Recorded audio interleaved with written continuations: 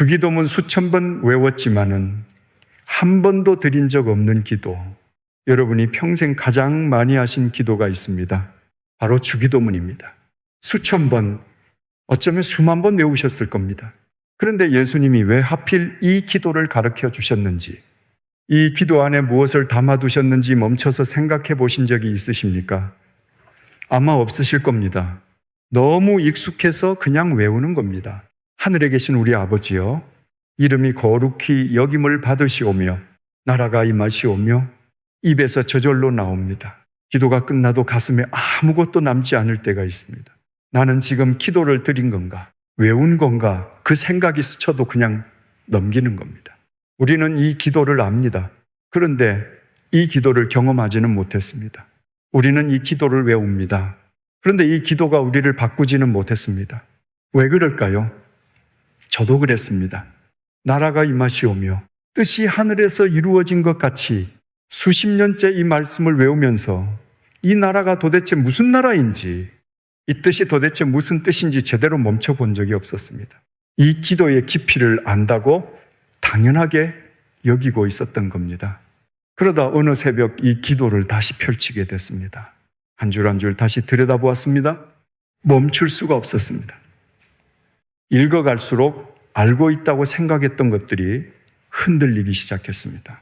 이 기도 안에 우리가 한 번도 들어가 보지 못한 세계가 있었습니다. 여러분, 성경 전체를 통틀어 예수님이 직접 이렇게 기도하라고 가르쳐 주신 기도는 이 기도가 유일합니다. 그런데 원래는 아무나 드릴 수 있는 기도가 아니었습니다. 2000년 전 초대교회에서 이 기도를 받으려면 먼저 삶으로 자기 믿음을 보여주어야 했습니다. 공동체가 그 삶을 지켜보았습니다. 그리고 마침내 이 사람이 우리의 형제라고, 우리의 자매라고 인정된 날, 주인과 종이 한 자리에 섰습니다. 남자와 여자가 같은 기도를 받았습니다. 계급이 무너지는 자리였습니다. 그 자리에서 이 기도가 전수됐습니다. 외워야 하는 짐이 아니었습니다. 간절히 기다리고 기다려서 마침내 받는 영광이었습니다. 그날 이 기도를 처음 받아든 그 사람의 가슴이 얼마나 뛰었겠습니까?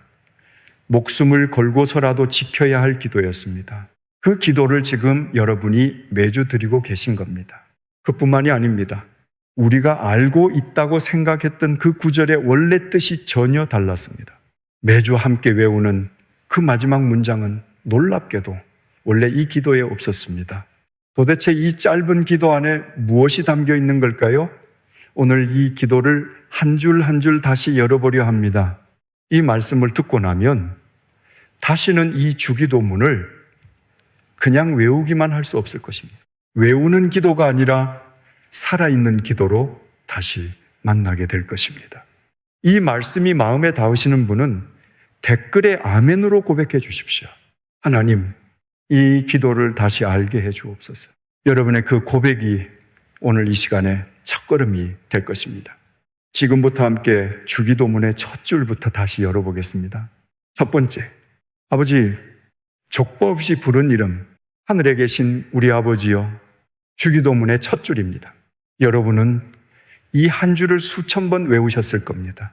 그런데 이 한마디가 왜 그토록 놀라운 것인지를 알려면 2000년 전으로 돌아가야 합니다. 지중해 어느 항구입니다. 배를 띄우기 전에 선원 하나가 바다의 신 앞에 무릎을 꿇습니다. 기도를 시작합니다. 바다를 다스리시는 분이시여, 크로노스의 아들이시여, 올림퍼스의 형제이시여, 삼지창을 주신 시면의 왕이시여, 한참을 읊어야 합니다. 누구의 아들인지, 무엇을 다스리는 신인지, 어떤 영역의 수호자인지 칭호를 빠짐없이 불러야 합니다. 족보를 정확히 읊어야 합니다. 하나라도 빠뜨리면 어떻게 됐겠습니까?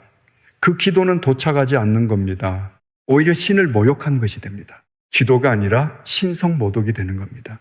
이스라엘도 다르지 않았습니다. 하나님을 부를 때 아도나이, 엘로힘, 엘샤다이라고 불렀습니다. 주여, 하나님이여, 전능자여, 경외와 두려움이 담긴 호칭이었습니다. 하나님의 이름을 직접 입에 올리는 것조차 금기였습니다. 대제사장만이 1년에 단 한 번 지성소에 들어가 하나님 앞에 설 수 있었습니다. 1년에 단 한 번입니다. 그만큼 하나님과 사람 사이에는 넘을 수 없는 거리가 있었던 겁니다. 그런 시대에 제자들이 예수님께 요청합니다. 누가복음 11장 1절, 주여, 요한이 자기 제자들에게 기도를 가르친 것과 같이 우리에게도 기도를 가르쳐 주옵소서. 이 한 줄을 그냥 지나치기 쉽습니다. 기도를 가르쳐달라. 별것 아닌 것 같습니다. 그런데 당시 랍비의 기도는 단순한 기도법이 아니었습니다. 그 기도 안에 그 랍비가 하나님을 어떻게 이해하고 있는지가 담겨 있었습니다. 랍비의 기도는 곧 그 랍비의 정체성이었습니다. 기도를 가르쳐 주세요. 이 말은 기도하는 방법을 알려주세요가 아니었습니다. 당신이 누구인지를, 당신이 아시는 하나님이 어떤 분인지를 당신의 기도로 보여주세요. 이것이 그 요청의 진짜 의미였던 겁니다. 그래서 예수님이 입을 여셨습니다. 여러분, 생각해 보십시오. 족보를 읊어야 합니다. 칭호를 빠짐없이 붙여야 합니다. 한 글자라도 틀리면 신성모독입니다. 그런 시대입니다. 그런데 예수님이 가르쳐 주신 기도의 첫마디, 족보가 없습니다. 칭호가 없습니다. 긴 수식어가 없습니다. 아버지, 그 모든 것을 다 빼신 겁니다. 두려움도, 거리감도, 자격심사도 다 없애시고 남기신 것은 이 한마디였습니다. 아버지, 헬라어로 파테르라고 합니다. 로마 사람들도 자기 황제를 파테르라고 불렀습니다. 건국의 아버지, 제국의 아버지. 그런데 그것은 멀리서 올려다보며 부르는 이름이었습니다. 존경은 있지만 친밀함은 없는 호칭이었던 겁니다. 예수님이 가르치신 파테르는 달랐습니다. 바울이 이 단어의 온도를 전해줍니다. 로마서 8장 15절, 너희는 다시 무서워하는 종의 영을 받지 아니하고 양자의 영을 받았으므로 우리가 아빠, 아버지라 부르짖느니라. 아빠, 어린아이가 아버지 품에 안기며 부르는 그 말이었습니다. 전능하신 하나님을, 우주를 만드신 그분을 아빠라고 부르라 하신 겁니다. 두려움이 아닙니다. 거리감이 아닙니다. 신뢰입니다. 친밀함입니다. 예수님은 이 한마디로 하나님과 사람 사이에 놓여있던 그 넘을 수 없는 거리를 허무셨습니다. 제사장을 통하지 않아도, 족보를 읊지 않아도 하나님을 직접 아버지라고 부를 수 있게 하신 겁니다. 여러분, 새벽 기도에 나가서 기도하는데 입에서는 아버지라고 부르면서도 마음속으로는 내가 감히 이분을 아버지라고 불러도 되는 건가? 그렇게 주눅 들었던 적이 있으시지 않습니까? 나 같은 사람이 하나님 앞에 서도 되는 건가? 그 생각이 기도를 막고 있었던 적 없으십니까? 예수님은 바로 그 거리를 없애신 겁니다. 자격이 아니라 관계를 열어주신 겁니다. 두려워하지 마라. 너는 이미 내 자녀다. 아버지라고 불러라. 이것이 주기도문 첫마디에 담긴 선언이었습니다. 오늘 기도하실 때 하나님 아버지로 시작하시기 전에 그 아버지라는 한 단어 앞에서 잠시 멈춰 보십시오. 2000년 전 아무도 감히 이렇게 부를 수 없었던 그 이름을 지금 여러분이 부르고 계신 겁니다. 함께 기도하시겠습니까? 하나님 아버지, 이 한마디가 얼마나 귀한 것인지 몰랐습니다. 족보를 읊어야 했던 시대에, 칭호를 빠짐없이 붙여야 했던 시대에 예수님은 그 모든 것을 다 빼시고 아버지라고 부르라 하셨습니다. 두려움으로 기도했던 지난 시간을 내려놓습니다. 종의 마음이 아니라 자녀의 마음으로 오늘부터 아버지라고 부르겠습니다. 이 기도의 첫마디 앞에서 다시 서게 해 주옵소서. 예수님의 이름으로 기도합니다. 아멘. 아버지라고 부르라 하셨습니다. 그런데 이 아버지의 이름을 세상이 짓밟고 있었습니다. 두 번째, 이름이 거룩히, 땅에 떨어진 이름, 이름이 거룩히 여김을 받으시오며. 여러분은 이 구절을 외울 때 무엇을 생각하고 계셨습니까? 아마 그냥 지나치셨을 겁니다. 저도 그랬습니다. 하나님의 이름은 원래 거룩하시니 거룩하게 여겨드리는 거지. 그 정도였습니다. 그런데 이 기도가 드려지던 시대로 돌아가 보면 이 한 줄이 전혀 다르게 들립니다. 이방 땅 한복판입니다. 바벨론에 끌려온 유대인 하나가 낯선 거리 한쪽에서 고개를 숙이고 기도하고 있습니다. 얼굴이 먼지투성입니다. 손이 떨리고 있습니다. 지나가던 바벨론 사람이 발을 멈추고 비웃습니다. 아직도 너희 야훼에게 기도하느냐? 너희 성전은 불탔다. 너희 왕은 사슬에 묶여 끌려왔다. 너희가 섬기는 그 이름에 도대체 무슨 힘이 있느냐? 그 유대인은 고개를 들 수 없었습니다. 기도를 이을 수가 없었습니다. 그의 하나님이 진 것처럼 보였기 때문입니다. 도대체 어쩌다 이렇게 된 걸까요? 하나님은 이스라엘을 자기 백성으로 삼으셨습니다. 모세를 통해 이집트에서 이끌어내셨습니다. 다윗을 세워 나라를 세우셨습니다. 이 백성을 통해 온 세상에 하나님의 이름을 알리려 하셨습니다. 그런데 이스라엘이 실패했습니다. 나라가 둘로 쪼개졌습니다. 결국 무너졌습니다. 백성은 바벨론에 끌려갔습니다. 흩어졌습니다. 디아스포라가 된 겁니다. 고대 세계에서 한 나라의 전쟁은 신과 신의 전쟁이었습니다. 나라가 무너졌다는 것은 그 나라의 신이 졌다는 뜻이었습니다. 이스라엘이 무너진 그날 하나님의 이름도 함께 떨어진 겁니다. 밟히고 있었습니다. 조롱받고 있었습니다. 하나님의 이름이 이방인들의 발밑에 있었던 겁니다. 여러분, 이 기도가 드려지던 시대에 하나님의 이름은 그런 상태에 있었습니다. 그런데 놀라운 것이 있습니다. 이 탄원을 담은 기도가 예수님 이전에 이미 있었습니다. 유대인들이 드리던 카디시라는 기도입니다. 기원전 1세기부터 드려지고 있었습니다. 예수님도 이 기도를 아셨을 겁니다. 제자들도 이 기도를 드리고 있었을 겁니다. 카디시 기도문은 이렇게 시작합니다. 주의 위대한 이름이 높임을 받으시고 거룩하게 여김을 받으시며 주의 나라가 빠르게 속히 임하옵시며. 들으셨습니까? 이름이 거룩하게 여김을 받으시며 나라가 임하옵시며 주기도문과 놀랍도록 비슷합니다. 그러면 예수님이 그냥 가져오신 걸까요? 아닙니다. 가까이 들여다보면 결정적으로 다른 것이 있습니다. 하디시에서는 하나님을 뭐라고 부릅니까? 위대하신 주라고 부릅니다. 경외는 있습니다. 그런데 친밀함이 없습니다. 멀리서 올려다보는 기도입니다. 예수님은 이 기도의 첫마디를 바꾸신 겁니다. 위대하신 주가 아니라 아버지. 방금 우리가 여러 번 바로 그 한마디입니다. 자격과 거리의 기도를 관계와 신뢰의 기도로 바꾸신 겁니다. 비슷한 옷을 입고 있지만 안에 뛰는 심장이 달랐던 겁니다. 그런데 여러분, 이 비슷한 기도를 드리던 두 공동체 사이에 참담한 일이 벌어집니다. 유대인들의 기도문에 나중에 한 줄이 추가됩니다. 비르카트 하미님이라는 구절입니다. 잘못된 길로 가는 자들을 멸하소서. 이것이 저주 기도였습니다. 그리고 그 잘못된 길로 가는 자들이 누구였겠습니까? 바로 예수님을 따르는 사람들이었습니다. 같은 하나님의 이름 아래에서 같은 기도를 드리던 사람들이었습니다. 같은 성전에서 무릎을 꿇던 사람들이었습니다. 이름이 거룩하게 여김을 받으시며 함께 외치던 사람들이었습니다. 그 사람들이 서로를 저주하게 된 겁니다. 하나님의 이름이 사람들 사이에서 찢어진 겁니다. 여러분, 이름이 거룩히 여김을 받으시오며 이 기도가 이제 다르게 들리시지 않습니까? 찬양이 아니었습니다. 탄원이었습니다. 하나님, 당신의 이름이 지금 짓밟히고 있습니다. 이방인들에게 조롱받고 있습니다. 당신의 백성들 사이에서조차 찢어지고 있습니다. 이 이름을 다시 일으켜 주옵소서. 당신의 이름이 다시 거룩하게 여김을 받게 해 주옵소서. 이것이 이 한 줄에 담긴 절박함이었던 겁니다. 흩어진 백성의 울음이 담겨 있었습니다. 찢어진 이름을 다시 일으켜달라는 절규가 담겨 있었습니다. 여러분이 이 구절을 외울 때마다 이 탄원을 드리고 계셨던 겁니다. 그 무게를 모르고 그냥 지나쳤던 겁니다. 오늘부터 이 한 줄 앞에서 멈춰 보십시오. 이름이 거룩히 여김을 받으시오며 이 기도가 찬양이 아니라 탄원이었다는 것을 아는 순간 같은 기도가 완전히 다르게 들릴 것입니다.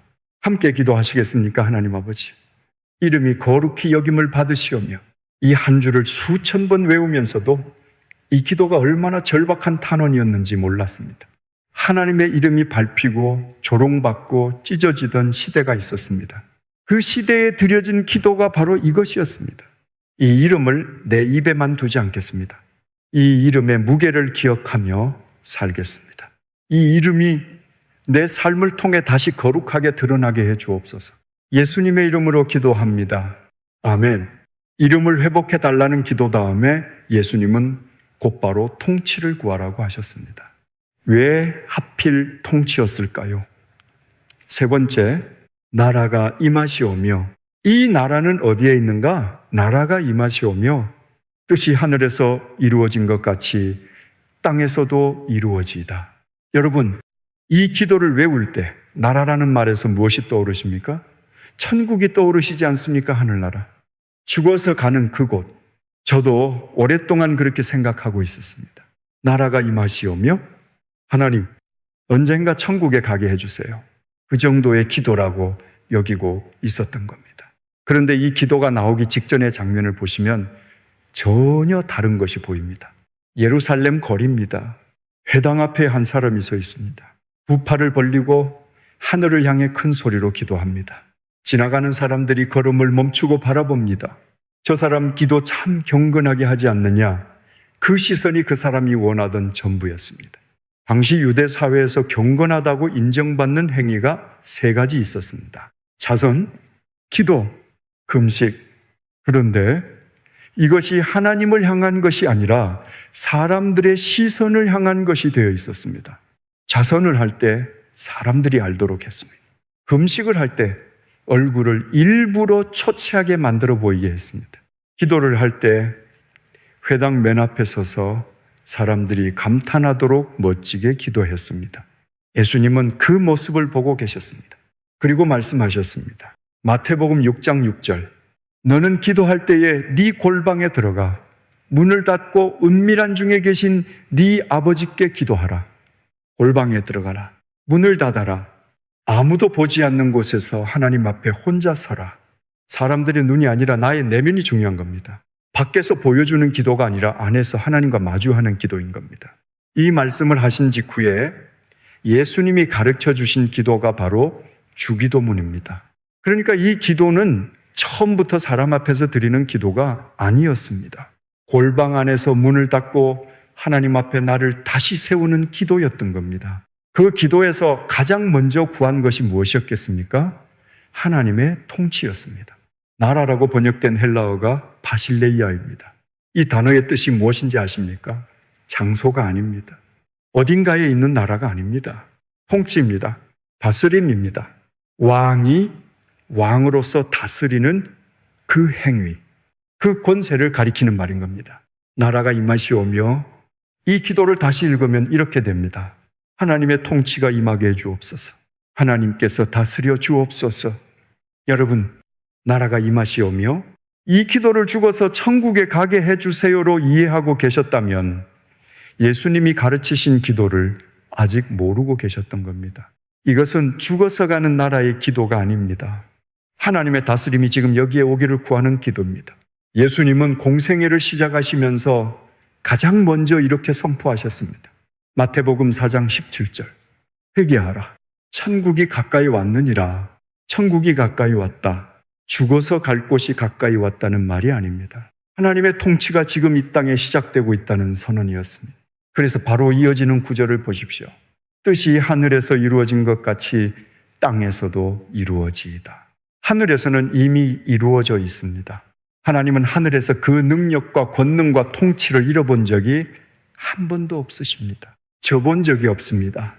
문제는 땅입니다. 이 땅에서는 하나님의 뜻이 구현되지 않고 있는 겁니다. 그래서 이 기도는 이렇게 읽어야 합니다. 하늘에서는 이미 이루어졌습니다. 그것이 이 땅에서도 이루어지게 해 주옵소서. 하나님의 구원 의지가 있습니다. 이 세상을, 이 땅을, 고통 속에 있는 우리를 건져내시겠다는 뜻이 있습니다. 그 뜻이 하늘에만 머물지 않고 이 땅까지 내려오게 해달라는 기도인 겁니다. 그리고 그 뜻에 우리도 참여하겠다는 고백인 겁니다. 여러분, 그러면 이 기도를 드리는 순간 우리에게 한 가지 질문이 생깁니다. 지금 내 삶의 왕좌에 누가 앉아 있습니까? 골방에 들어가 문을 닫고 하나님 앞에 혼자 섰습니다. 그 자리에서 하나님의 통치가 임하게 해 주옵소서라고 기도하고 있습니다. 그런데 사실은 그 왕좌에서 내려올 생각이 없는 겁니다. 입으로는 나라가 임하시오며라고 외우면서 실제로는 내가 왕처럼 살고 있었던 겁니다. 내가 결정하고 내가 판단하고 내가 옳다고 믿고 하나님께는 그 결정을 도와달라고만 부탁하고 있었던 겁니다. 하나님의 통치가 임한다는 것은 내 마음의 그 왕좌에서 내가 내려오는 것입니다. 내 판단 대신 하나님의 뜻을, 내 계획 대신 하나님의 인도를 구하는 것입니다. 이것이 쉬운 기도가 아닙니다. 나라가 임하시오며 이 한 줄은 사실 주기도문에서 가장 어려운 기도일지도 모릅니다. 왜냐하면 이 기도를 진심으로 드리는 순간 나를 내려놓아야 하기 때문입니다.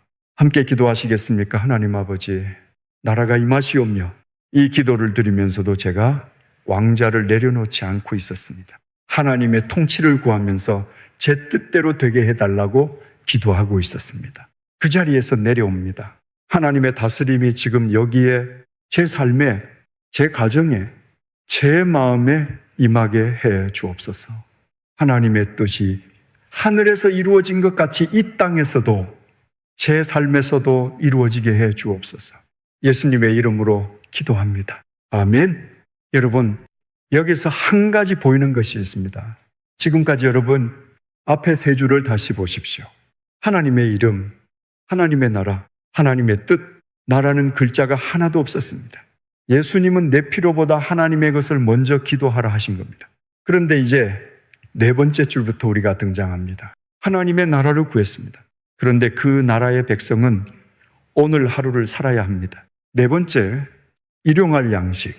성경에서 딱 한 번 나오는 단어, 오늘 우리에게 일용할 양식을 주시옵고, 여러분 이 구절 앞에서 솔직해져 보겠습니다. 우리는 기도할 때 무엇을 구합니까? 하나님, 내년에도 건강하게 해주세요. 하나님, 자녀들 앞길을 열어주세요. 하나님, 노후를 지켜주세요. 다 내일 이야기입니다. 다음 달 이야기, 내년 이야기, 10년 뒤 이야기입니다. 그런데 예수님이 가르치신 기도를 보십시오. 오늘 우리에게 일용할 양식을 주시옵고, 내일이 아닙니다. 한 달이 아닙니다. 1년이 아닙니다. 오늘, 딱 오늘 하루입니다. 왜 예수님은 오늘만 구하라고 하셨을까요? 그것을 알려면 이 기도를 받아든 제자들이 어떤 삶을 살고 있었는지를 먼저 보셔야 합니다. 예수님이 제자들을 파송하실 때의 장면입니다. 누가복음 10장 4절, 주머니나 배낭이나 신을 가지지 말며, 들으셨습니까? 돈주머니를 가지지 말라, 배낭을 가지지 말라, 신발도 신지 말라. 완전한 무방비 상태입니다. 먹을 것도 없습니다. 돈도 없습니다. 신발조차 없습니다. 그런 상태로 마을과 마을 사이를 걸어 다니면서 하나님 나라의 복음을 전하라는 겁니다. 그러면 오늘 먹을 밥은 어디서 구합니까? 예수님이 말씀하셨습니다. 누가복음 10장 7절, 그 집에 머물며 주는 것을 먹고 마시라. 그 마을에서 복음을 받아들이는 사람의 집에 들어가서 그 사람이 내어주는 밥을 먹는 겁니다. 여러분, 이 장면을 잠시 상상해 보십시오. 한 제자가 낯선 마을에 들어섭니다. 손에 아무것도 없습니다. 주머니도 없습니다. 신발도 없습니다. 배는 고픕니다. 그 마을에서 예수님의 이름을 받아들이는 사람이 있으면 오늘 밥을 먹을 수 있습니다. 없으면 굶는 겁니다. 매일이 그랬습니다. 오늘 먹을 수 있을지 없을지 아침에 눈을 뜰 때 알 수 없었습니다. 내일은 더더욱 알 수 없었습니다. 이 사람들이 드린 기도가 이 기도입니다. 오늘 우리에게 일용할 양식을 주시옵고, 이 기도가 얼마나 절박한 것이었는지 이제 느껴지시지 않습니까? 그런데 여기서 놀라운 사실이 하나 있습니다. 일용할이라고 번역된 단어, 헬라어로 에피우시오스라고 합니다. 이 단어가 성경 전체에서 몇 번 나오는지 아십니까? 딱 한 번입니다. 주기도문에서만 나옵니다. 성경뿐만이 아닙니다. 지금까지 발견된 모든 헬라어 문헌을 통틀어서 이 단어가 쓰인 곳이 여기밖에 없습니다. 그러니까 이 단어의 정확한 뜻을 확인하려면 다른 곳에서 어떻게 쓰였는지를 봐야 하는데 비교할 곳이 없는 겁니다. 2000년이 지난 지금까지도 학자들 사이에서 이 단어의 정확한 뜻이 논쟁 중입니다. 오늘 필요한 뜻인지, 내일을 위한 뜻인지, 존재에 꼭 필요한 뜻인지. 그런데 분명한 것이 하나 있습니다. 예수님이 일부러 이 단어를 선택하셨다는 겁니다. 흔히 쓰는 양식이라는 단어가 있었습니다. 누구나 아는 쉬운 단어가 있었습니다. 그런데 예수님은 굳이 아무도 쓰지 않는, 다른 곳에서는 찾아볼 수도 없는 단어를 골라 쓰신 겁니다. 왜 그러셨겠습니까? 이 기도가 단순히 밥을 주세요가 아니라는 것을 알려주시기 위해서였습니다. 오늘 하루를 살게 하는 모든 것, 오늘 견딜 힘, 오늘 해야 할 일을 감당할 지혜, 오늘 만나는 사람을 사랑할 마음, 그 모든 것을 오늘 단위로 구하라는 뜻이었던 겁니다. 이것을 가장 생생하게 보여주는 장면이 출애굽기 16장에 있습니다. 이스라엘 백성이 이집트를 빠져나왔습니다. 광야에 들어섰습니다. 먹을 것이 없었습니다. 하나님이 하늘에서 양식을 내려보내셨습니다. 만나입니다. 아침마다 이슬이 마르고 나면 땅 위에 하얗고 둥근 것이 깔려 있었습니다. 백성들이 그것을 보고 물었습니다. 이것이 무엇이냐? 히브리어로만 이것이 무엇이냐가 그대로 이름이 된 겁니다. 그런데 하나님이 이 만나에 한 가지 규칙을 두셨습니다. 출애굽기 16장 19절. 아무도 아침까지 그것을 남겨두지 말라. 하루치만 거두라고 하셨습니다. 딱 오늘 먹을 만큼만. 그런데 어떤 사람들은 불안했습니다. 내일도 내려올까? 혹시 안 내리면 어떡하지? 조금만 더 모아두자. 그래서 남겨뒀습니다. 다음날 아침에 보니 벌레가 생기고 냄새가 났습니다. 썩어버린 겁니다. 하나님이 하루치만 거두라고 하신 데는 이유가 있었습니다. 내일 것까지 쌓아두면 썩습니다. 오늘 것만 받으면 신선합니다.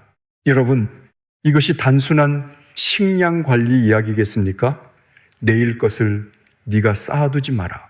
내일은 내가 책임진다. 너는 오늘만 나를 믿어라. 이것이 만나의 메시지였습니다. 걱정도 마찬가지인 겁니다. 오늘 걱정은 오늘 감당할 수 있습니다. 그런데 내일 걱정, 내년 걱정, 10년 뒤 걱정까지 오늘 끌어안으면 마음이 썩는 겁니다. 불안이 차오르고 두려움이 자라고 감사가 사라지는 겁니다. 만나를 쌓아둔 사람의 광주리에서 벌레가 생겼던 것처럼 여러분, 혹시 지금 내일 걱정에 오늘을 놓치고 계시지 않습니까?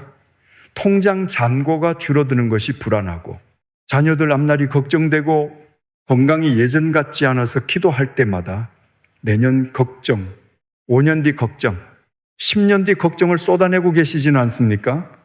예수님은 왜 오늘 일용할 양식이라고 가르치셨겠습니까? 내일은 내가 책임진다. 너는 오늘 나를 믿어라. 어제 주신 하나님이 오늘도 주십니다. 오늘 주시는 하나님이 내일도 주십니다. 성경 전체에서 딱 한 번 오직 이 기도에서만 쓰인 그 단어 안에 이 약속이 담겨 있었던 겁니다. 함께 기도하시겠습니까? 하나님 아버지, 오늘 우리에게 일용할 양식을 주시옵고 이 기도를 드리면서도 내일 걱정을 오늘에 쌓아두고 있었습니다. 만나를 하루치만 주신 것은 매일 하나님을 신뢰하라는 뜻이었습니다. 내일의 걱정을 내려놓습니다. 오늘 하루 하나님이 주시는 양식으로 살겠습니다. 오늘 하루 하나님을 신뢰하겠습니다. 어제 주신 하나님이 오늘도 주실 줄 믿습니다. 오늘 주시는 하나님이 내일도 주실 줄 믿습니다. 예수님의 이름으로 기도합니다. 아멘. 하루치 양식을 받았습니다. 그런데 양식만으로 해결되지 않는 것이 하나 있습니다. 바로 빚입니다. 5번째, 죄를 사하여 주옵시고. 이 한 줄의 무게, 우리가 우리에게 죄 지은 자를 사하여 준 것 같이 우리 죄를 사하여 주시옵고.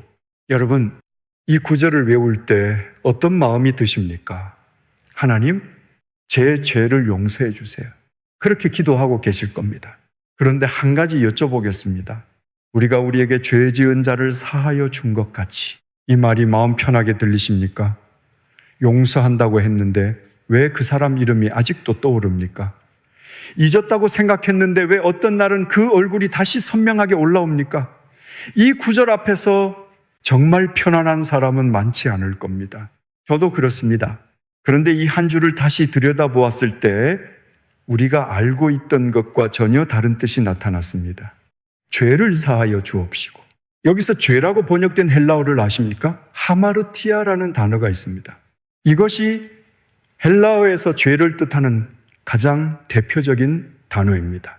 그런데 마태복음의 주기도문에는 이 단어가 쓰이지 않았습니다. 대신 오페일레마라는 단어가 쓰여 있습니다. 이 단어의 원래 뜻이 무엇인지 아십니까? 빚입니다. 죄가 아니라 빚입니다. 헬라어를 배운 사람에게 이 구절을 번역하라고 하면 이렇게 번역합니다. 우리가 우리에게 빚진 사람의 빚을 탕감해 준 것 같이 하나님, 우리의 빚도 탕감해 주옵소서. 여러분, 왜 예수님은 죄라고 하시지 않고 빚이라고 하셨을까요? 죄라고 하면 어떻습니까? 나는 죄인입니다. 이렇게 고백은 합니다. 그런데 솔직히 그 죄가 얼마나 무거운 것인지 잘 느껴지지 않을 때가 있습니다. 나도 좀 잘못했지. 그래도 뭐 다들 그렇지 않나, 하나님이 용서해 주시겠지. 그렇게 넘기게 되는 겁니다. 그런데 빚은 다릅니다. 빚은 숫자가 있습니다. 이자가 붙습니다. 갚아야 할 날짜가 정해져 있습니다. 못 갚으면 어떻게 됩니까? 자기 몸을 팔아서라도 갚아야 했습니다. 그래도 못 갚으면 자기 아내와 자녀까지 팔아야 했습니다. 빚은 추상적이지 않습니다. 빚은 구체적입니다. 빚은 무섭습니다. 예수님은 죄라는 추상적인 단어 대신에 빚이라는 가장 구체적이고 절박한 단어를 선택하신 겁니다. 너의 죄가 그 정도로 무거운 것이다. 내가 느끼는 것보다 훨씬 무거운 것이다. 이것을 알려주시려 한 겁니다. 그런데 이 기도의 구조를 보십시오. 놀라운 것이 있습니다. 주기도문 전체를 다시 읽어보십시오. 이름이 거룩히 여김을 받으시오며 조건이 없습니다. 나라가 임하시오며 조건이 없습니다. 일용할 양식을 주시옵고 조건이 없습니다. 그런데 이 구절에만 조건이 붙어 있습니다.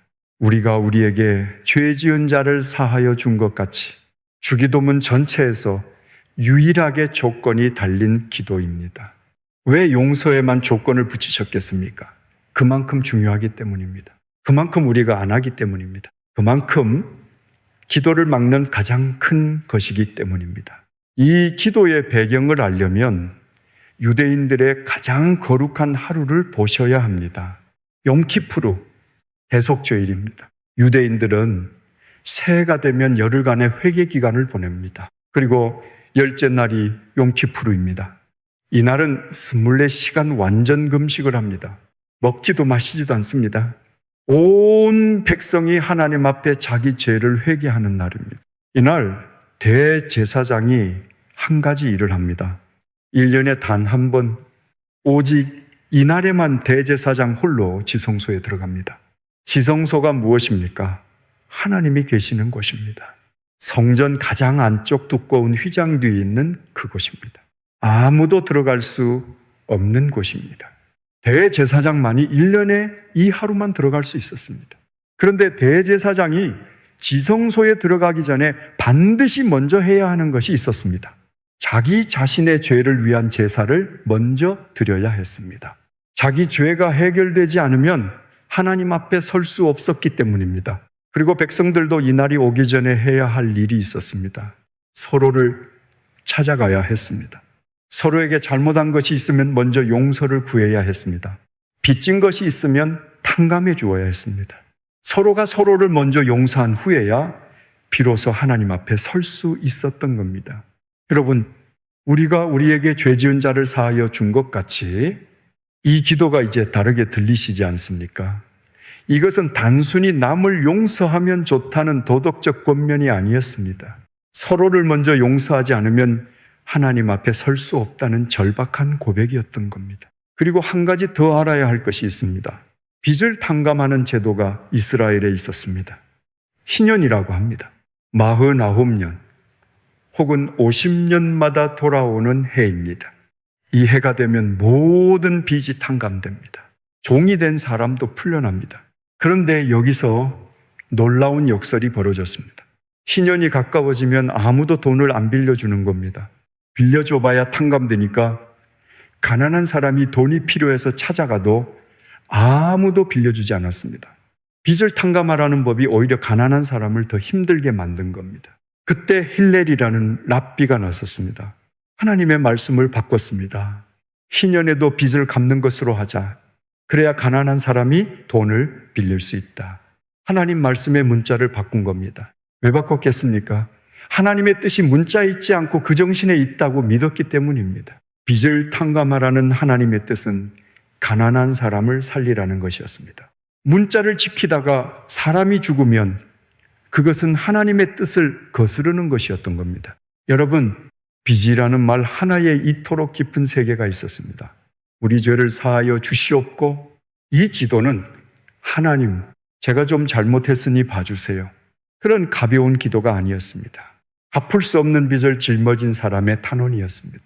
그 빚의 무게에 짓눌려 처자식까지 팔아야 할 처지에 놓인 사람의 절규였습니다. 그리고 그 기도를 드리려면 먼저 내가 다른 사람의 빚을 탕감해줘야 했습니다. 용서하지 않으면 이 기도를 드릴 수 없었던 겁니다. 여러분, 혹시 지금 마음속에 아직 탕감하지 못한 빚이 있으십니까? 잊었다고 생각했는데 어떤 날은 새벽에 그 이름이 떠오르는 겁니다. 용서했다고 생각했는데 그 사람 이야기가 나오면 가슴이 뻣뻣해지는 겁니다. 그 마음을 안고 이 기도를 드리고 계셨던 겁니다. 쉬운 일이 아닙니다.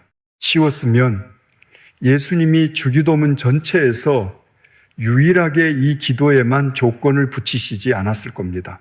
그러나 이것만은 기억하십시오. 용서는 그 사람을 풀어주는 것이 아닙니다. 나를 풀어주는 것입니다. 갚지 못할 빚을 쥐고 있는 그 손을 펴는 것이 나를 자유롭게 하는 것입니다. 혹시 지금 그 이름이 떠오르시는 분이 계십니까? 풀어내지 못한 마음이 있으십니까? 그 마음을 댓글에 한 줄 내려놓아 주십시오.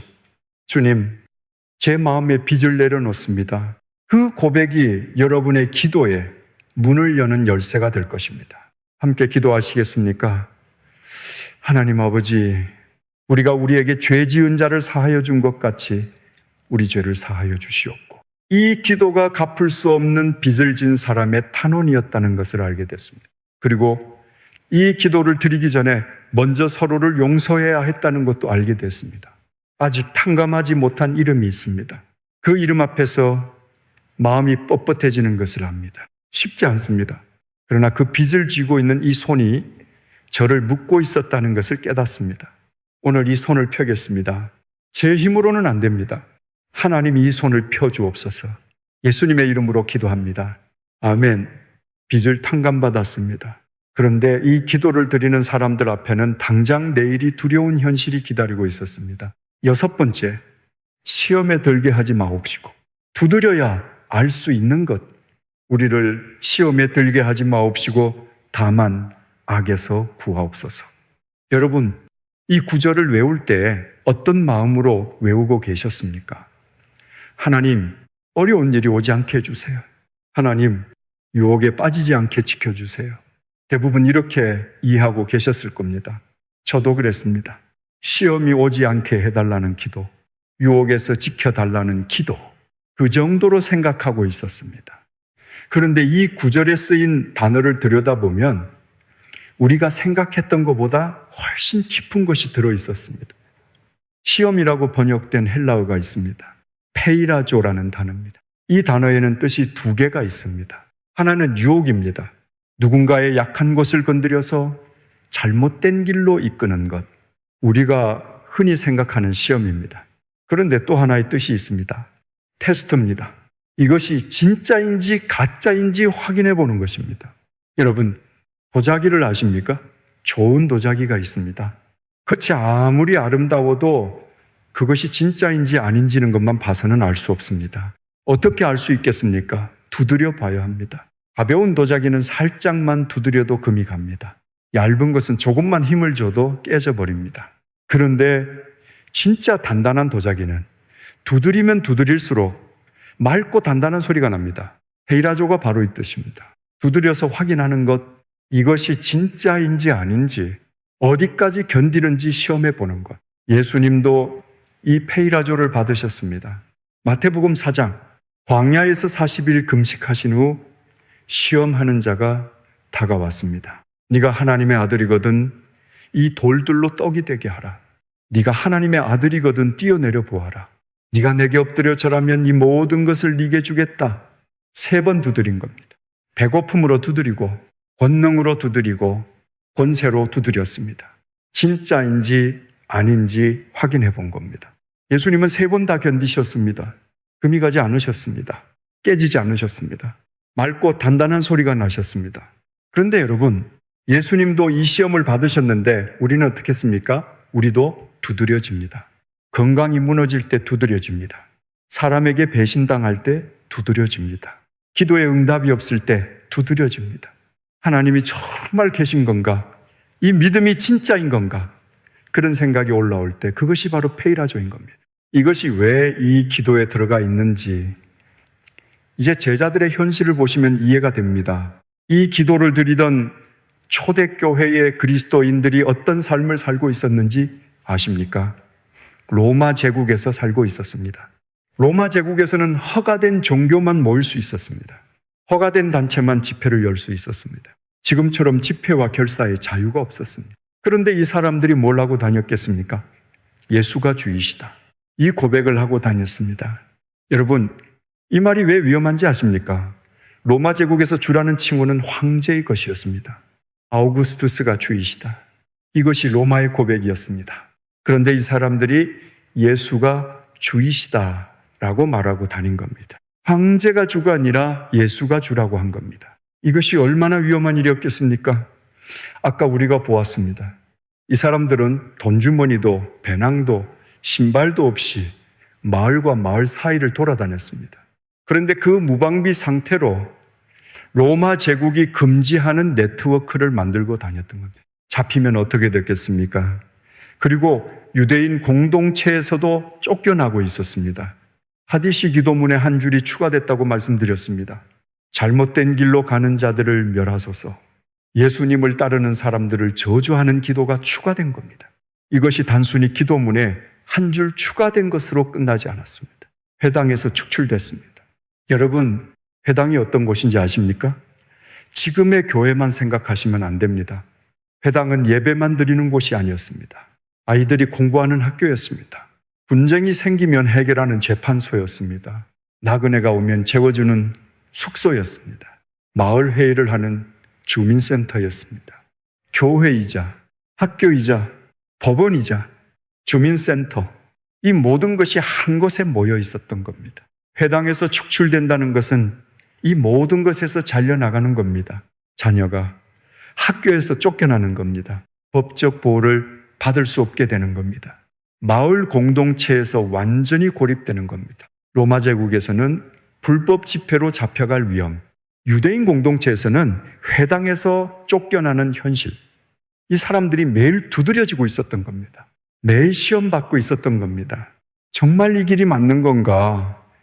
예수를 따르겠다고 했는데 이 대가를 치르고도 계속 갈 수 있는 건가? 페이라조죠. 두드려지고 있었습니다. 이 도자기가 진짜인지 깨질 것인지 매일 확인당하고 있었던 겁니다. 우리를 시험에 들게 하지 마옵시고 다만 악에서 구하옵소서. 여러분, 이 기도가 이제 다르게 들리시지 않습니까? 이것은 깨질 것 같은 사람들의 기도였습니다. 로마가 두드리고 형제가 두드리고 세상이 두드리는데 그래도 이 믿음을 놓지 않게 해달라는, 무너지지 않게 붙들어 달라는 간절한 울부짖음이었습니다. 여러분, 혹시 지금 두드려지고 있는 분이 계십니까? 건강이 흔들려서 하나님이 정말 나를 돌보고 계신 건가? 의심이 올라오는 분, 사람에게 상처받아서 이 믿음이 무슨 소용인가? 회의가 드는 분, 기도에 응답이 없어서 정말 듣고 계신 건가? 마음이 흔들리는 분, 그것이 페이라조입니다. 두드려지는 겁니다. 이 믿음이 진짜인지, 이 관계가 진짜인지 확인되는 시간인 겁니다. 아프지만 그 두드림을 견딘 도자기만이 맑은 소리를 냅니다. 깨질 것 같지만 하나님이 붙드시면 견딜 수 있습니다. 이 기도를 드리던 초대교회 그리스도인들도 그랬습니다. 깨질 것 같았습니다. 그런데 깨지지 않았습니다. 2000년이 지난 지금까지 이 기도가 우리 입에 있는 것이 그 증거입니다. 함께 기도하시겠습니까? 하나님 아버지, 우리를 시험에 들게 하지 마옵시고 다만 악에서 구하옵소서. 이 기도가 깨질 것 같은 사람들의 울부짖음이었다는 것을 알게 됐습니다. 저도 지금 두드려지고 있습니다. 흔들리고 있습니다. 깨질 것 같은 순간이 있습니다. 그러나 이 시험이 저를 확인하는 시간이라는 것을 믿습니다. 하나님이 두드림 앞에서 무너지지 않게 붙들어 주옵소서. 이 믿음이 진짜임을, 이 시험을 통과한 후에 고백할 수 있게 해 주옵소서. 예수님의 이름으로 기도합니다. 아멘. 시험에서 지켜달라는 기도까지 마쳤습니다. 그런데 이 기도를 가르치신 분은 정말로 이 기도대로 기도하셨을까요? 7번째, 이 기도대로 사신 밤, 성경에서 가장 무겁고 가장 아프고 가장 거룩한 밤에 그 답이 있었습니다. 겟세마네입니다. 마태복음 26장, 예수님이 십자가에 달리시기 전날 밤이었습니다. 유월절 만찬을 마치셨습니다. 제자들과 함께 감람산 겟세마네 동산으로 가셨습니다. 예수님이 제자들에게 말씀하셨습니다. 내가 저기 가서 기도할 동안에 너희는 여기 앉아 있으라.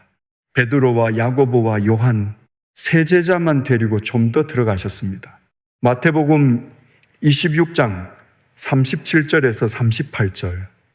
심히 근심하고 괴로워하사 이에 말씀하시되 내 마음이 심히 고민하여 죽게 되었으니 너희는 여기 머물러 나와 함께 깨어 있으라 하시고 죽게 되었으니.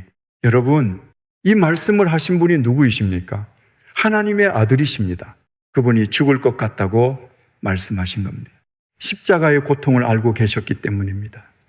전 인류의 빚을 짊어지실 것을 알고 계셨기 때문입니다. 예수님이 조금 나아가셨습니다. 얼굴을 땅에 대셨습니다. 그리고 기도하셨습니다. 마태복음 26장 39절. 내 아버지여, 만일 할만하시거든 이 잔을 내게서 지나가게 하옵소서. 그러나 나의 원대로 마시옵고 아버지의 원대로 하옵소서. 여러분, 이 기도를 천천히 들어보시겠습니까? 첫 마디가 무엇입니까? 내 아버지여. 주기도문의 첫 마디가 무엇이었습니까? 하늘에 계신 우리 아버지여. 맞습니다. 죽음 앞에서 예수님이 가장 먼저 부르신 이름이 아버지였습니다. 족보가 아니었습니다. 칭호가 아니었습니다. 아버지, 우리가 첫 번째 구절에서 여러분 바로 그 한마디였습니다. 두 번째 문장을 보십시오. 이 잔을 내게서 지나가게 하옵소서. 이것은 솔직한 기도입니다. 피하고 싶다는 기도입니다. 인간으로서의 고통이 담긴 기도입니다. 예수님도 아프셨습니다. 예수님도 두려우셨습니다. 그래서 솔직하게 아뢰신 겁니다. 그런데 그 다음 문장, 그러나 나의 원대로 마시옵고 아버지의 원대로 하옵소서. 들으셨습니까? 아버지의 원대로? 주기도문에서 예수님이 가르치신 기도가 무엇이었습니까? 뜻이 하늘에서 이루어진 것 같이 땅에서도 이루어지이다. 겟세마네에서 예수님이 직접 기도하신 것이 무엇이었습니까? 아버지의 원대로 하옵소서. 같은 기도입니다. 왕좌에서 내려오는 기도라고 말씀드렸습니다. 내 뜻이 아니라 하나님의 뜻을 구하는 기도라고. 예수님은 그 기도를 겟세마네에서 직접 드리신 겁니다. 그것도 죽음 앞에서 피땀을 흘리시면서 누가복음 22장 44절, 예수께서 힘쓰고 해서 더욱 간절히 기도하시니 땀이 땅에 떨어지는 핏방울 같이 되더라. 핏방울 같은 땀. 극도의 고통 속에서 모세의 혈관이 터져 땀에 피가 섞여 나오는 것입니다. 그만큼 고통스러우셨습니다. 그만큼 두려우셨습니다. 그만큼 아프셨습니다. 그런데 예수님은 3번 기도하셨습니다. 한 번이 아닙니다. 3번. 마태복음 26장 42절. 다시 두 번째 나아가 기도하여 이르시되 내 아버지여, 만일 내가 마시지 않고는 이 잔이 내게서 지나갈 수 없거든 아버지의 원대로 되기를 원하나이다. 44절. 또 그들을 두고 나아가 3번째 같은 말씀으로 기도하시더라. 3번 모두 같은 기도였습니다. 3번 모두 아버지로 시작하셨습니다. 3번 모두 아버지의 원대로로 끝내셨습니다. 피땀을 흘리시면서도 마지막 단어는 아버지였습니다. 여러분, 그리고 예수님은 기도를 마치시고 제자들에게 돌아오셨습니다. 제자들은 자고 있었습니다. 예수님이 말씀하셨습니다. 마태복음 26장 41절. 시험에 들지 않게 깨어 기도하라. 시험에 들지 않게. 주기도문에서 예수님이 가르치신 기도가 무엇이었습니까? 우리를 시험에 들게 하지 마옵시고. 겟세마네에서 제자들에게 하신 말씀이 무엇이었습니까? 시험에 들지 않게 깨어 기도하라. 같은 기도입니다. 여러분, 지금 정리해 보시겠습니까? 주기도문. 아버지여, 겟세마네, 내 아버지여, 주기도문. 뜻이 이루어지이다. 겟세마네, 아버지의 원대로 하옵소서. 주기도문. 시험에 들게 하지 마옵시고 겟세마네, 시험에 들지 않게 깨어 기도하라. 예수님은 주기도문대로 기도하셨습니다. 그리고 주기도문대로 사셨습니다. 그리고 주기도문대로 죽으셨습니다. 이렇게 기도하라. 이 말씀은 기도의 방법을 알려주신 것이 아니었습니다. 이렇게 살라. 이것이었습니다. 아버지를 부르며 살라. 하나님의 뜻을 먼저 구하며 살라. 오늘 하루를 맡기며 살라. 서로의 빚을 탕감하며 살라. 시험 앞에서 깨어 있으며 살라. 예수님은 이것을 말로만 가르치신 것이 아닙니다. 가장 고통스러운 밤에 피땀을 흘리시면서 직접 보여주셨습니다. 우리가 습관처럼 흘려보낸 그 기도를 예수님은 목숨을 걸고 사셨습니다. 그런데 여러분, 놀라운 것이 하나 더 남아 있습니다. 여러분이 매주 주기도문을 외우실 때 마지막에 함께 외우시는 문장이 있습니다. 나라와 권세와 영광이 아버지께 영원히 있사옵나이다. 아멘. 이 문장이 원래 이 기도에 없었다는 사실을 아십니까? 가장 오래된 성경 사본에 이 마지막 문장이 없습니다. 예수님이 가르치신 기도는 다만 악에서 구하옵소서 해서 끝났습니다. 시험에서 지켜달라는 간절한 탄원으로 이 기도가 끝났던 겁니다. 그러면 이 마지막 문장은 어디서 온 걸까요? 나중에 초대교회가 붙인 겁니다. 왜 붙였겠습니까, 여러분? 이 기도를 처음부터 다시 떠올려 보십시오. 아버지의 이름을 다시 일으켜 달라고 탄원했습니다. 하나님의 통치가 이 땅에 오기를 구했습니다. 오늘 하루 먹을 양식을 간청했습니다. 빚을 탕감해 달라고 울부짖었습니다. 시험에서 지켜달라고 매달렸습니다. 처음부터 끝까지 간절한 구함이었습니다. 하나님을 찬양하는 문장이 단 한 줄도 없었습니다. 해달라는 기도만 쏟아낸 겁니다. 초대교회 그리스도인들이 이 기도를 드리고 나서 마음이 어떠했겠습니까? 이렇게 간절히 구하기만 하고 끝낼 수는 없었을 겁니다. 그래서 붙인 겁니다. 나라와 권세와 영광이 아버지께 영원히 있사옵나이다. 이것은 원래 기도문의 일부가 아니었습니다. 이것은 기도를 마친 후에 감사와 찬양으로 올려드린 고백이었습니다. 우리가 구했습니다. 우리가 울부짖었습니다. 우리가 매달렸습니다. 그런데 이 모든 것을 들으시는 분이 계십니다. 나라도 권세도 영광도 다 그분의 것이기 때문입니다. 이것이 마지막 문장의 의미였던 겁니다. 같은 주기도문인데 가톨릭에서는 이 마지막 문장을 넣지 않고 기도합니다. 원래 없었기 때문입니다. 개신교회에서는 이 문장을 넣고 함께 외웁니다. 초대교회가 붙인 찬양을 이어받았기 때문입니다. 같은 기도, 다른 끝, 그런데 둘 다 같은 예수님의 기도에서 시작된 것입니다. 여러분, 도입부에서 말씀드렸습니다. 우리는 이 기도를 외웁니다. 그런데 이 기도가 우리를 바꾸지는 못했습니다.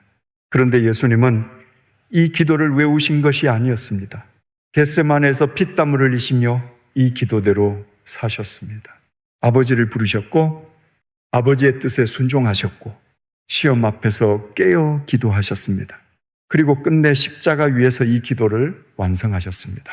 우리가 습관처럼 외운 기도, 예수님은 그 기도에 목숨을 거셨습니다.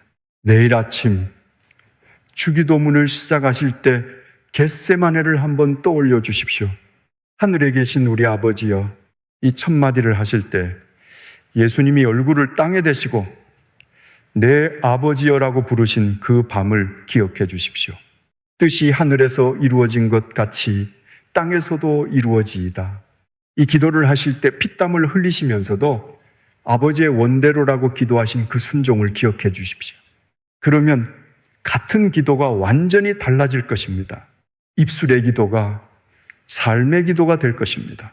외우는 기도가 사는 기도가 될 것입니다. 함께 기도하시겠습니까? 하나님 아버지, 오늘 겟세마네 예수님을 보았습니다. 제가 습관처럼 외우던 그 기도를 예수님은 피땀으로 드리셨습니다. 제가 무심히 흘려보낸 그 기도를 예수님은 목숨으로 사셨습니다. 부끄럽습니다. 오늘부터 이 기도를 다르게 드리겠습니다.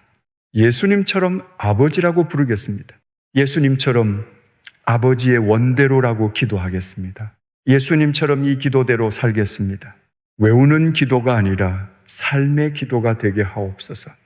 이 기도가 제 입술을 지나 제 삶에 새겨지게 하옵소서. 예수님의 이름으로 기도합니다. 아멘. 통합 기도문. 여러분, 오늘 주기도문을 한 줄 한 줄 열어보았습니다. 이 짧은 기도 안에 우리가 한 번도 들어가 보지 못한 세계가 있었습니다. 오늘 여러분이 모든 것을 마음에 품고 함께 기도하시겠습니까? 하나님 아버지, 오늘 이 기도를 처음 만난 것 같습니다. 수천 번 외웠지만 한 번도 드린 적 없었던 이 기도를 오늘 처음으로 드립니다.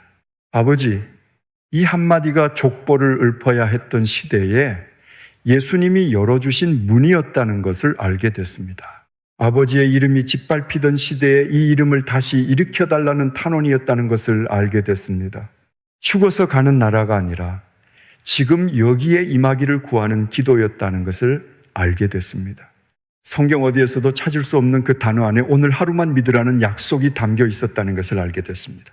죄가 아니라 빚이었다는 것을, 그 빚의 무게가 얼마나 무거운 것이었는지를 오늘 알게 됐습니다. 두드려지는 것이 벌이 아니라 확인이었다는 것을 알게 됐습니다. 몰랐습니다. 이 기도가 이렇게까지 깊은 줄 몰랐습니다. 그리고 겟세마네에서 보았습니다. 제가 습관처럼 흘려보낸 그 기도를 예수님은 얼굴을 땅에 대시고 드리셨습니다. 제가 외운 기도를 예수님은 피땀을 흘리시며 사셨습니다. 부끄럽습니다. 그리고 감사합니다. 오늘부터 이 기도를 다르게 드리겠습니다. 입술에 머물던 이 기도가 제 삶에 새겨지게 해 주옵소서. 외우는 기도가 아니라 사는 기도가 되게 해 주옵소서. 예수님이 겟세마네에서 보여주신 그 기도를 저도 살아내게 해 주옵소서. 나라와 권세와 영광이 아버지께 영원히 있사옵나이다. 예수님의 이름으로 기도합니다. 아멘. 마무리. 여러분, 오늘 우리가 여러 번 이 기도 수천 번 외웠지만은 한 번도 드린 적 없었던 이 기도, 예수님은 이 기도를 말로만 가르치지 않으셨습니다. 겟세마네 동산에서 얼굴을 땅에 대시고 피땀을 흘리시며 이 기도대로 직접 사셨습니다. 그리고 끝내 십자가 위에서 이 기도를 완성하셨습니다. 우리는 이 기도를 외웠습니다. 예수님은 이 기도를 사셨습니다. 외우는 기도로 남기시겠습니까? 예수님처럼 사는 기도가 되시겠습니까? 내일 아침 눈을 뜨시면 주기도문을 한번 천천히 읽어보십시오. 아버지에서 멈추십시오. 나라가 임하시오며에서 멈추십시오. 일용할 양식에서 멈추십시오. 한 줄 앞에서 멈추는 것, 그것이 외우는 기도에서 사는 기도로 가는 첫걸음입니다. 오늘 이 말씀 중에서 가장 마음에 닿은 것이 있으시면 댓글에 나눠주십시오. 아버지라는 한마디가 마음에 닿았습니다. 빚이라는 말 앞에서 멈추게 됐습니다. 겟세마네의 기도가 잊히지 않습니다. 무엇이든 좋습니다. 여러분의 솔직한 고백 하나하나가 다른 분들에게는 큰 용기가 됩니다. 그리고 이 영상이 도움이 되셨다면 좋아요를 눌러주시고 더 많은 분들이 이 말씀을 만나실 수 있도록 공유해 주시면 감사하겠습니다. 사랑하는 여러분, 주기도문은 예배당에서 끝나는 기도가 아닙니다. 이 기도는 예배당을 나서는 순간부터 시작되는 기도입니다. 내일 아침 여러분의 하늘에 계신 우리 아버지여라고 시작하실 때 그 기도가 입술에 머물지 않고 여러분의 하루 안에 스며들기를 기도합니다. 그 기도가 여러분의 발걸음이 되고 여러분의 말이 되고 여러분의 마음이 되기를 기도합니다. 하나님의 크신 은혜와 평강이 오늘 이 말씀을 끝까지 함께 해주신 여러분 위에 넘치도록 임하시기를 예수님의 이름으로 축복합니다.